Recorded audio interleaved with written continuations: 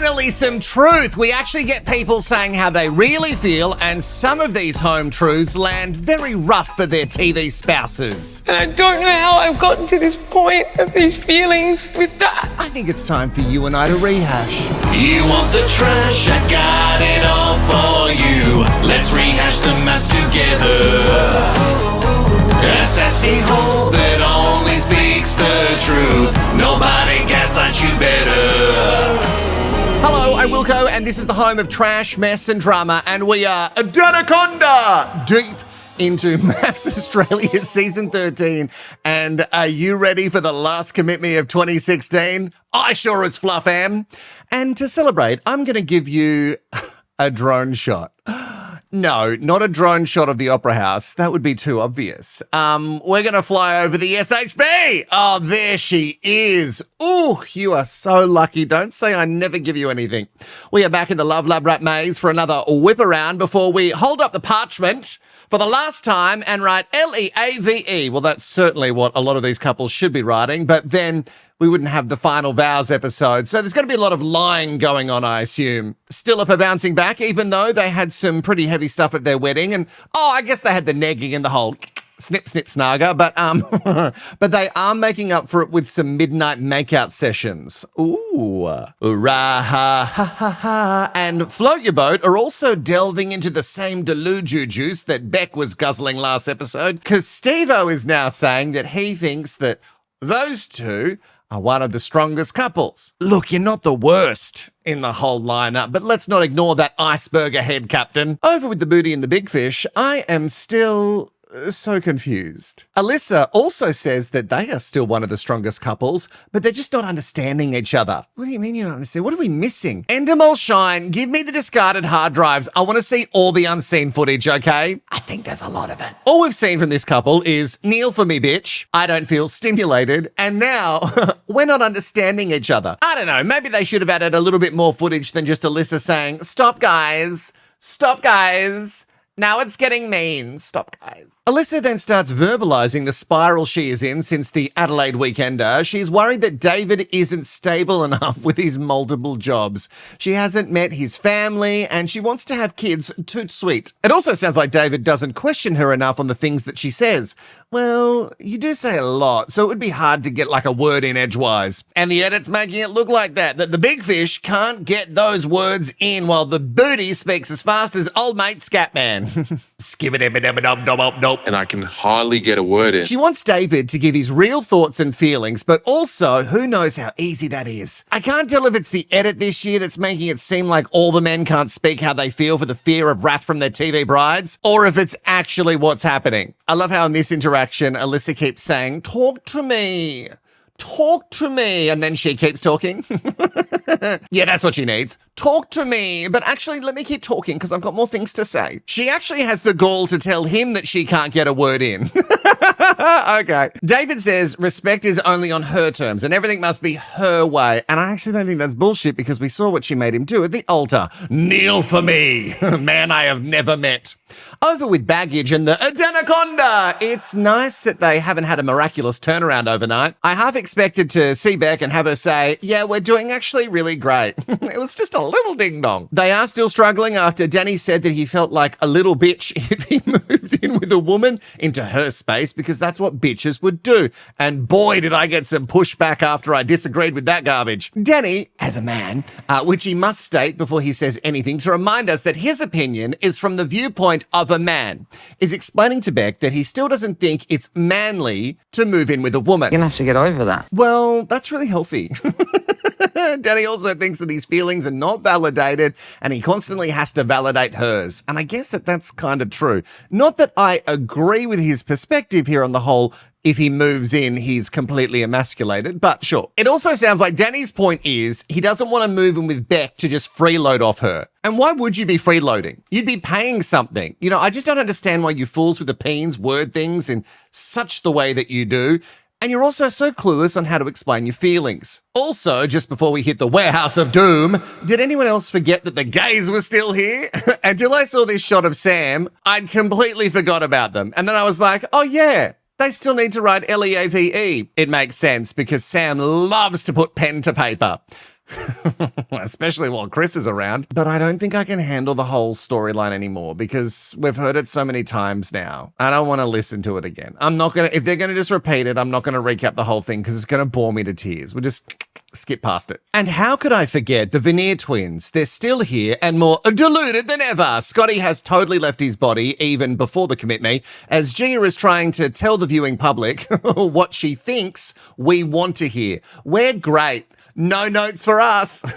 Home stays, tick. No awareness at all at how disgusting she acted about his house, his multi-million-dollar house. And all Scott can give us is a... Yeah, what else? Scotty, that's not how we rehearsed it, babes. I need a little bit more from you, okay? Because otherwise the cameras are going to think that maybe you're lying about this. Scotty can't find his words right now. He is psyching himself up to speak the truth at the commit me. But if he does, the G-banger will... Saying harshful things to me. Harshful? Harshful? Are we going to go with harshful? I don't know if I need to Google that one. I think you mean harmful. Is harshful a word? I'm not going to Google it. Very harshful things. Well, using very in front of it also doesn't make it a word. Anyway, harshful. Harshful isn't an English word, is it? No, come on. Oh, bless you, Scott. You didn't learn them words too good at school, but you are still a millionaire. So learning isn't everything, kids. Case in point. Anyway, it will be interesting to see if he does back himself and stomp on those eggshells this episode. Open the sliding doors. Release the love lab rats. Ooh, and there she is, 2 shillings, everybody, back in a bold colour with an even bolder collar. And with a forced kiss from Beck, we can now start the ceremony. Before we do, make sure that you've liked this video. So many of you watch all the way and you don't even give me a thumbs up or a thumbs down. Do it. Just do one or the other. I don't care. Plus, subscribe and comment below with commit me if you're still committed to me this season. Quickly, before we hit the commit me couch, Denny, tell us you're not a man under pressure. Look at these pits. He is dripping in stress. Our first couple on the couch is Alyssa and David. The booty and the big fish are not good. They are calling these hiccups, you know, like little ding-dongs. These are not problems per se, but small, tiny things that are actually, in fact, huge relationship killers. David says that he has been carrying the emotional weight of the relationship. Oh, but you're so big. You can do it, Dave. Come on. He also puts his feelings aside, so there is peace in the relationship. Apparently, he has tried to bring things up in the past, but Alyssa was not receptive, and now he is cautious of doing that. So, I guess you were being fake. Oh, no. Was the B from the GC right? Certainly not in her delivery, but maybe with the content. He also comes for Alyssa for being too negative when he is trying to accommodate all of her booty. Okay, so I can kind of see Alyssa's point, which is you need to have things out. So if you disagree, you need to have it out. Where I'm going to push back on the booty, I'll stick with it, is there's such a thing as healthy conflict, and what you'll do on the show is just shut each other down at all times. So, Alyssa, I agree that you were not receptive to his initial feelings being shared, and when you shut them down, you shut him down. So don't cry that he stopped doing it. You did mention I was a weak man. And we get to see the real Alyssa. And I think we would have seen more of this Alyssa if David wasn't just so go with the flow kind of guy. It sounds like she was negging him because he didn't have the assets to match hers. Far more ahead in the game of life, apparently. Well, gross. How people measure each other in life by what they have with the stuff. You know, the stuff. I got a house. I got a car. You know, look at me. Shut up. We also get into the nitty gritty like she constantly needs to be fed, apparently. I love that. Because again, she needs more stimulation. Feed me, Seymour. I think Alyssa is actually looking for that magical, mystical unicorn man who is emotionally intelligent, has a huge personality, likes to argue with her, is jacked, ready to go deep with her in all senses of the word, and apparently rich with all the assets. Maybe some of us of a certain age are broken. You know, we're being told that you're able to get everything you want from a person, but actually, you should just be able to get everything you need. And Alyssa thinks she needs all of these things from David, but in reality, she just wants them all. But I don't know if our relationship is going to last in the real world. I think people don't always say what they mean.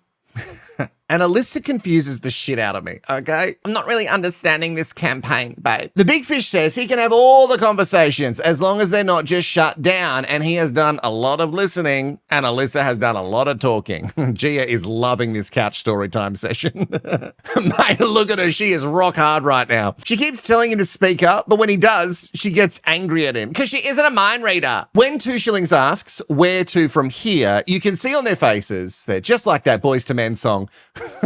Although we've come to the end. They're done. I don't even need to finish. They are done. It is a double stay, but this one's cooked for sure. Like, even the way Alyssa speaks at him while she says she wants to be in a team, that is gross. It just doesn't feel nice. Like, be nice with your partner. It's not rocket science. Unlike the actual science that we're working with here. Like, look at her when they return to the couch. She is going to absolutely give it to him when the cameras are popped down on the ground. Oh, SBA, quickly. Have you seen the Justin Timberlake Breatho body cam footage?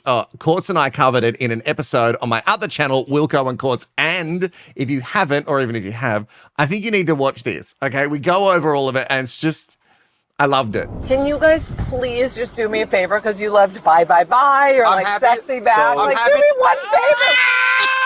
That's the bit.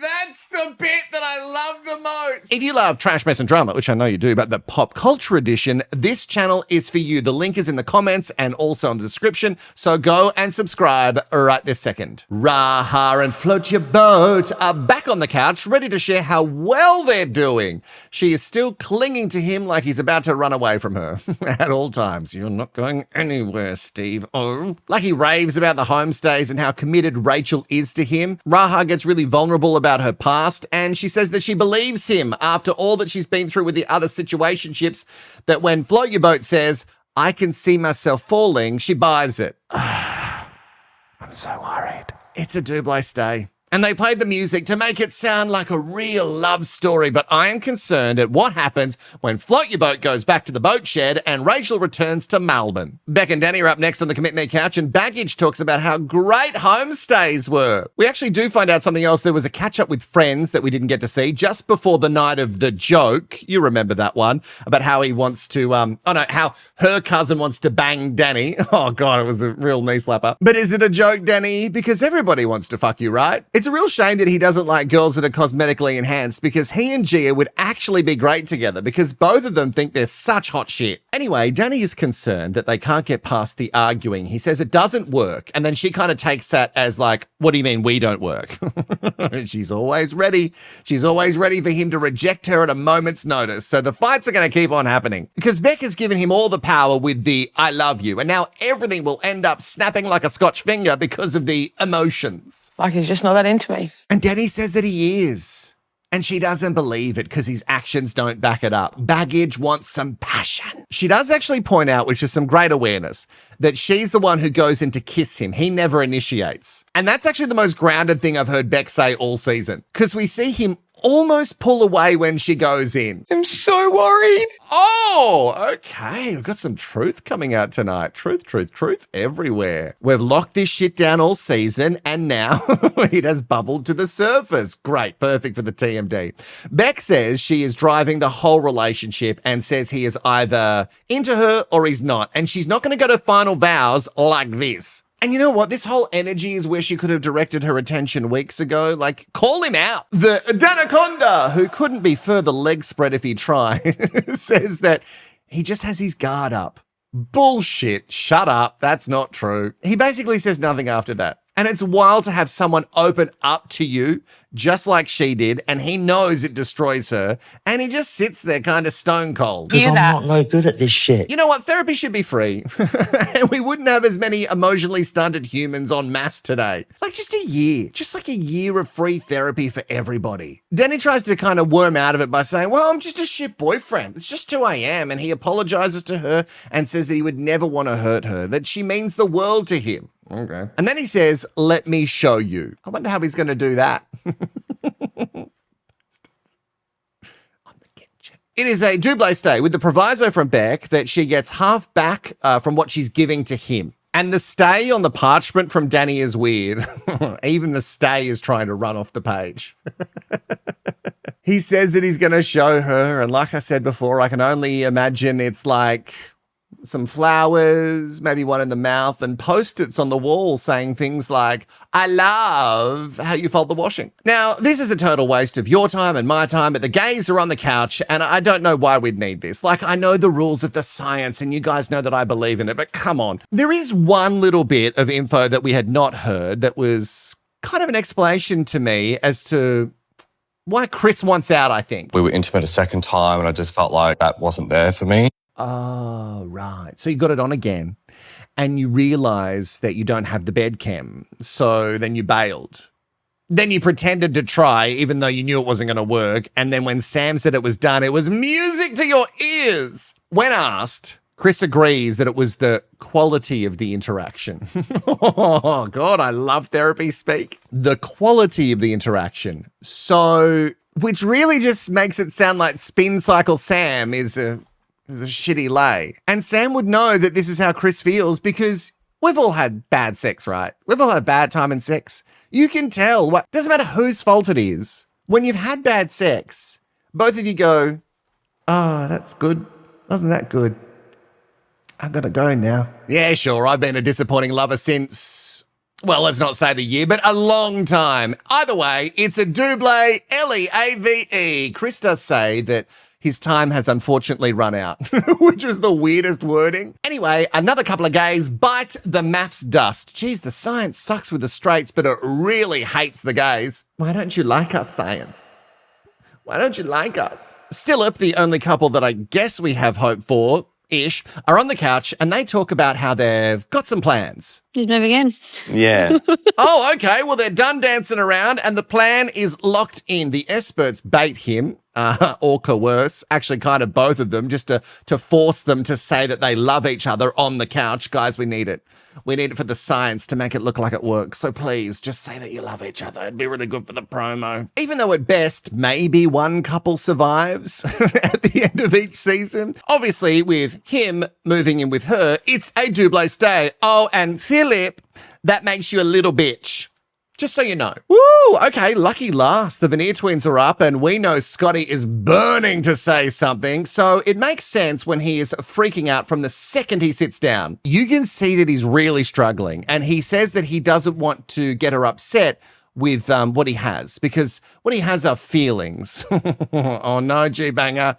He's going off script and you hate that. He says that he has a weakness. When he cares so much for someone, he can't share his concerns for fear that it will upset them. He keeps repeating, it's a weakness. Clearly, he's tried to share some things in the past and he's absolutely terrified. And this is why he's scared to say anything to G-Banger. Look, I don't care for her so much and I'm scared to say anything to Gia. Long John then calls them fake. It's fake. Oh, he's coming for them. Apparently, he's seen it the entire time this season, which makes me think, well, why not call them out sooner? You could have done it so long ago. We're 400 episodes deep. So a question, what things would Gia say to you, Scotty? You're a crumb, you're not a man, you're not a provider. Oh, and she calls that wild.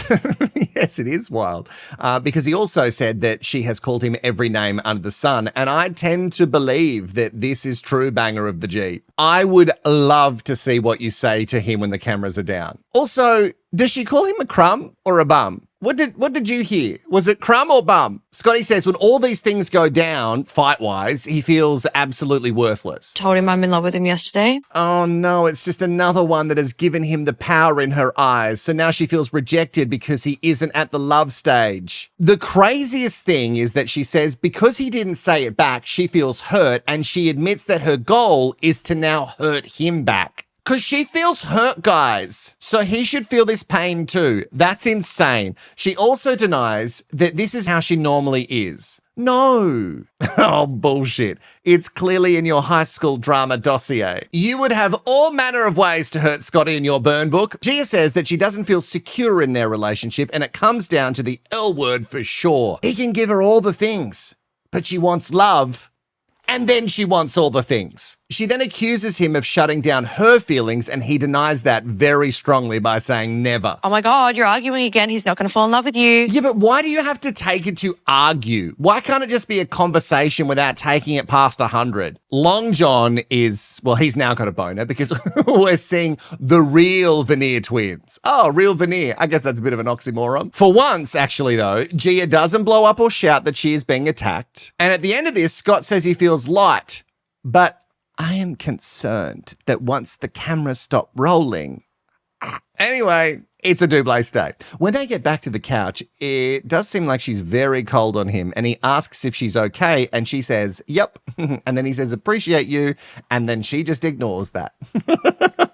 Oh, look at all the truth come out in this episode. Wasn't that Commit Me a wild ride? Oh, what a time for you to spend on the couch with me. To celebrate the final Commit Me, you need to tell me if you're going to stay or leave. I want to know. I think last time a lot of you said stay, but we have gone a lot more episodes deep, and maybe you've changed your mind. Let me know in the comments below, and I will see you in another Rehashed.